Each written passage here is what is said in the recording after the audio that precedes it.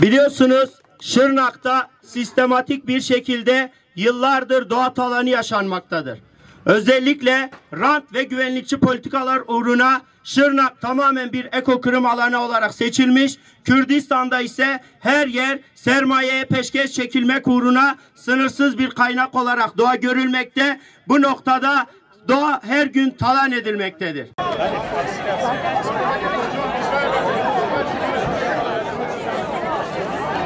Politikalarına karşı, ağaç kesimlerine karşı, yapılan güvenlikçi gerekçelerle yapılan barajlara karşı, petrol arama faaliyetleriyle köstebek yuvasına çevrilen Gabar Dağı kömür madeni arama faaliyetleriyle birlikte köstebek yuvasına çevrilen Cudi özgürleştirmek adına 9 Eylül'de dün Şırnak Cumhuriyet Meydanı'nda bir yürüyüş gerçekleştirdik.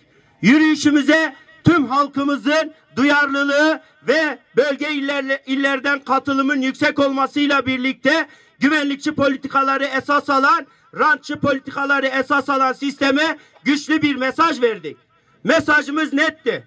Şırnak'ta, Kürdistan'da, tüm Türkiye'de rant ve güvenlikçi politikalar uğruna doğanın talan edilmesine müsaade etmeyeceğiz.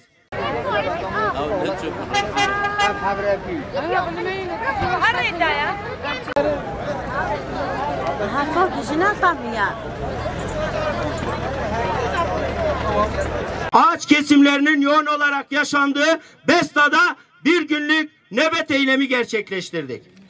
Evet, şimdilik bir günlük nöbet eylemi gerçekleştirdik. Mesajımız bunun sorumlularınadır.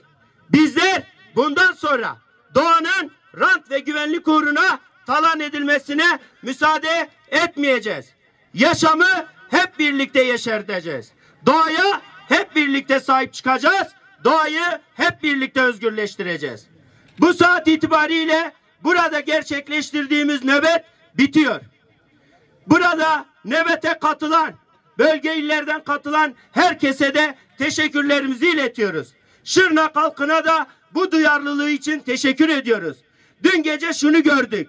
Şırnaklı gençler doğayla birleşik bir şekilde mücadele edildiğinde, doğayla iç içe olduğunda kendilerini daha özgür hissettiğini, doğanın da daha özgür olduğunu hep birlikte gördü. Bundan sonra da doğanın özgürleşmesi adına, doğanın yeşertilmesi adına her türlü mücadeleyi yürüteceğimizi, her türlü adımı atacağımızı herkesin bilmesini isteriz. Bu vesileyle Kasım'ın son haftasında Şırnak'ta, Kürdistan'da doğayı ve yaşamı yeniden yeşertmek adına ağaç dikim kampanyası başlatacağız. Tüm halkımızı bu yürüteceğimiz kampanyaya destek vermeye, hep birlikte doğayı ve yaşamı yeniden yeşertmeye çağırıyoruz. Hep birlikte mücadele edersek ancak başarıya ulaşabiliriz. Hep birlikte omuz omuza doğayı koruyabilirsek ancak doğa da bizi koruyabilir.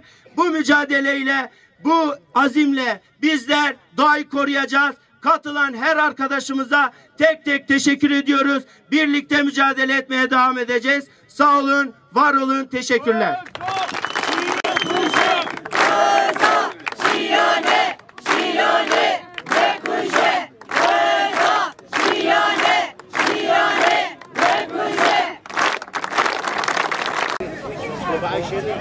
هذا